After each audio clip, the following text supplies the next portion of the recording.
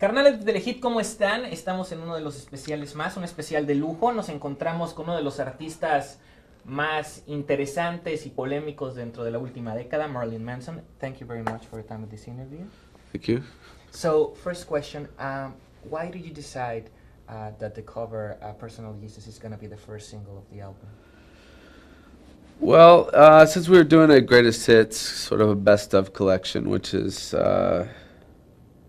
kind of hard to pick. You know, obviously you pick the singles and things like that. We were asked to do a cover, and you know, I feel like we've done a lot of covers, but it happened to be during a week when everybody was trying to convince me to change my ways and stop drinking and stop doing drugs and stop misbehaving. So I was hearing a lot about Jesus that week. So I thought, personal Jesus, that should be perfect. And I really believe that everybody has his own personal Jesus. Can you describe your own personal Jesus? Well, technically, the guy who mows my lawn's name is Jesus, but that's different. Yeah. But for me, religion, spirituality is really about art. If you create something, to me, that's spiritual. And when that the original song was released, you were like a teenager, right? Kind of. I'm not sure. Yeah, I was, you know, maybe 20 years old. And talking about those years when you were in high school and everything, you have like one of your best friends were your cousin Chad. What is like the best childhood memory that you have of you and him? Well, he accompanied me about 10 city blocks. We walked to a girl's house, and I had my Kiss lunchbox filled with liquor that I stole from my grandmother. Yeah. And he got drunk and passed out, and I lost my virginity. Not with him, with a girl. and also at that time, you always tried to get expelled from high school, right? Yeah. What was like the crazy thing that you did trying to expel from high school? After getting caught selling heavy metal albums to other kids, and I was sort of like a drug dealer pimp, but with candy and rock music. That combined with, I put a rubber dildo in the Bible teacher's desk. And it wasn't the same one she usually had, so I got her mad and just took somebody to the office, and that was it. And also you were like a big Mad Magazine fan, right? Yeah, I tried to make my own magazine. And if you could have like the opportunity, let's imagine, to meet face to face the character of Mad, the little boy with red hair, what would you tell him? That's how I looked when I was a kid, so I'd probably think it was me growing up, because I had freckles and kind of reddish hair, so it's hard to say. I can't remember Mad Magazine so much anymore, although I was quite honored about 2 years ago. On the back of the magazine, they have that fold together thing. They had one of me. Oh, really? Yeah, so that's kind of and also came full circle. At that time, you did your own magazine, the Stupid Magazine, right? Yeah. And it was about what? It was just stupid. But at that time, can you describe a little bit how was your bedroom when you were a teenager? I had a lot of heavy metal posters, you know. I was really into music. Music was the only thing that I could really escape to. I didn't have a lot of friends. Eventually, once I got my driver's license, I convinced a few girls to, you know, help me lose my virginity, but that was about it. Cool. And what is like the most important thing that your parents taught you when you were? That they taught me? Yeah. My mom taught me how to get rid of crabs. And That's how? when you get lice in your pubic hair from having sex. Really? Yeah, because I said, Mom, what do I do? I have a problem here. And she said, oh, you've got crabs.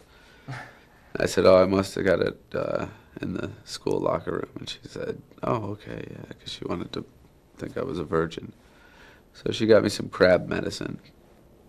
I shaved it all off, No, I just keep it that way. You know, it works good. Keeps crabs away. And what about you? Would you like to become a dad, to have kids sometime? Maybe sometime. I have cats. That's a big responsibility as it is. And I like kids, though. So in the new video for Personal Jesus, I wanted to kind of combine the nativity scene with politics and the idea of kissing babies.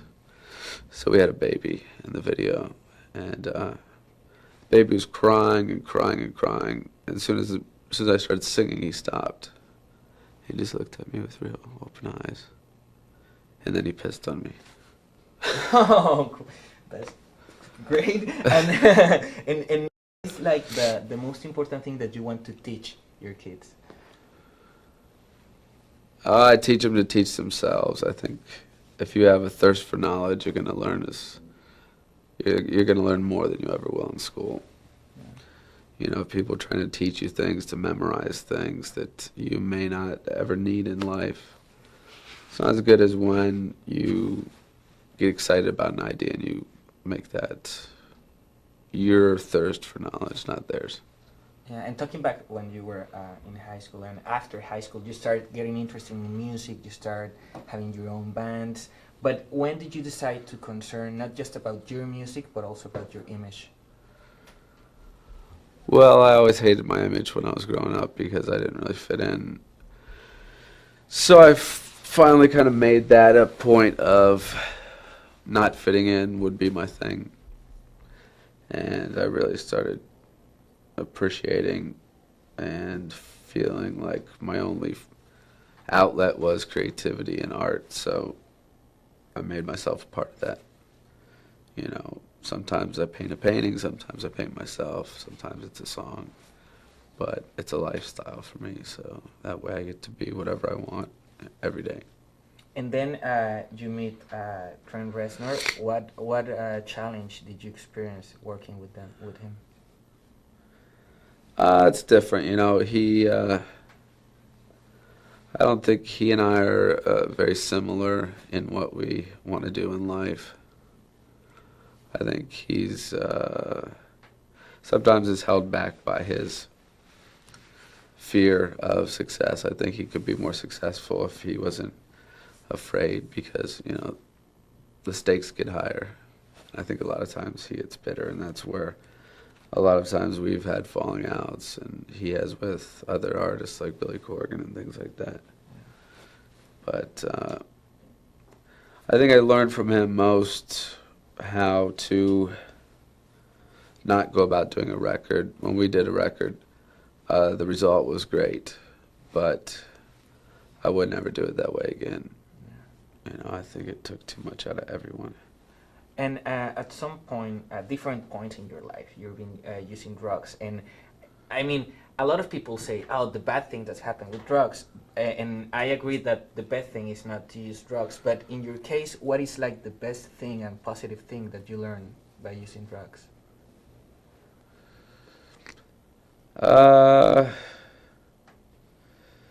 It depends on what you're talking about. I think absinthe, for example, is the preferred drink of artists, because it's more like a drug than it is alcohol. Yeah. But I think you just learn that you hate drugs the more you do them. But you know, it's a very seductive thing. It's very hard to escape from, especially when you're trying to escape yourself, escape reality. So I think you learn more about yourself, your weaknesses and your strengths, and how you can really battle things that are more dangerous and bigger than the world, you know, the demons inside you.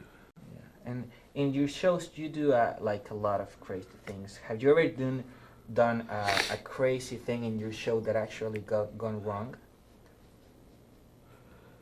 Well, I don't know if anything could go wrong, you know, things can go different. I've gotten arrested many times, which is unfortunate. In Rome, they accused me of tearing my genitals off and throwing them in the crowd, which would be kind of impossible. Yeah, of course. So I had to show them to prove that they were wrong. But No, I don't think anything has really gone wrong. It always turns into a new adventure. And what do you think about, like you say, those stupid gossips that a lot of medias invent just to create a new about yourself? To make you laugh, or you don't really care, you don't pay attention about that? I think all of that adds up to what Marilyn Manson is. You know, it's not just about making music or performing it or being me. It's also about how people react to it. I don't think art can really be art unless someone is receiving it and hating it or loving it. But that's when it becomes something. You know, it's like a tree falling in a forest and no one hears it. Is it there? No. But that's how I feel about art. And the last time you went to Mexico, there was like a controversy of parents or religious believers about your show. Fortunately, not everybody was agree with that, so you could be able to do your show. What could you tell to all of those people that don't believe or that they're afraid of your music? It's all true. It's all true. Why? No, I thought that the shows in Mexico were fantastic. I think in Monterey we almost were run off the road by a lot of television crews, which was kind of exciting. It was kind of a high-speed chase. But as far as the concert goes, the crowds were great, just like the time before we went. So I always like to go there. And also, beside of your music, you also are an artist, a painter, writer. What do you want to express with your art? Well, I just found like I shouldn't limit myself to any one thing. If I have an idea, sometimes it won't fit in a song.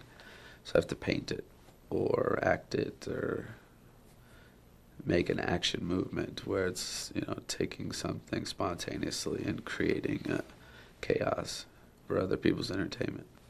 I know that it's hard to choose the things that you've done, but if you have to choose your favorite paint that you did, what is like your favorite one? I think that the Hand of Glory, the one that I used for the cover of the art show with the small child holding a doll with one hand. Yeah. I think that's my favorite because that represents real innocence and how it's taken away from you as you grow up. And also you like acting during the last Asia Argento movie and in a lot of movies. But if you could choose to play the part of anybody in any movie that you like it, which part or which character would you choose? Salvador Dali. Oh, Salvador Dali. He was great painter. And he also was, a lot of people thought that he was crazy, but I mean, his painting are just surrealistic. He was Dali. Yeah, that was his art. That he's your favorite painter? He's my favorite artist. You know, I like his paintings as much as I like him. Just as much as people like my music as much as they like me. You know, I think you can't reduce your enjoyment of someone's personality to just one element of what they do.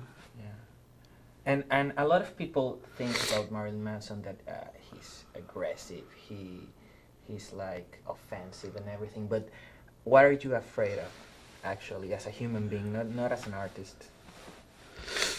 Afraid of, well, I guess sometimes I'm afraid of the dark. I always sleep with the TV on. But not because I'm afraid that something's going to get me. I'm just always afraid. I'm afraid to sleep. I don't sleep a lot because I usually have nightmares. And sometimes I end up enjoying them and using them to create ideas. But I always seem like if I stay up long enough, I won't miss something that's going to happen. But nothing ever happens. and also, you always try to make a message in your lyrics. But what do you think that right now the reality of your country is totally different?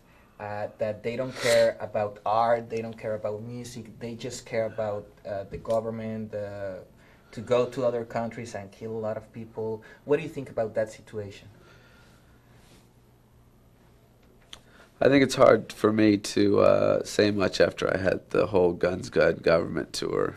Maybe it was a little ahead of its time, you know, but just I think that said a lot about my feelings on the government and war and things they've done in the past, and now the past repeats itself. But that's one of the reasons why I chose Personal Jesus, because I think people will blindly follow the president in the same way that they have faith in something they can't physically see and touch, like a religion. So I think that the song and the video, I hope, represents my opinion. I think that's where my opinion will come out.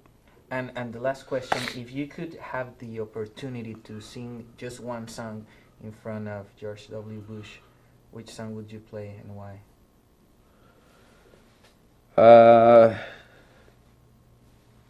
That's a tough question.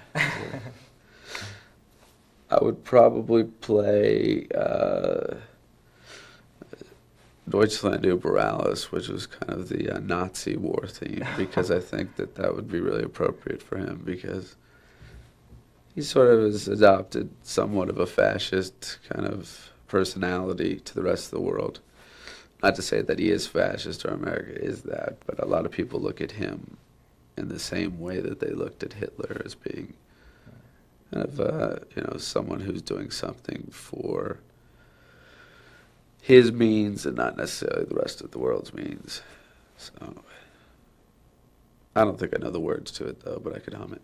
Okay, well, thank you very much, Marilyn, for this interview.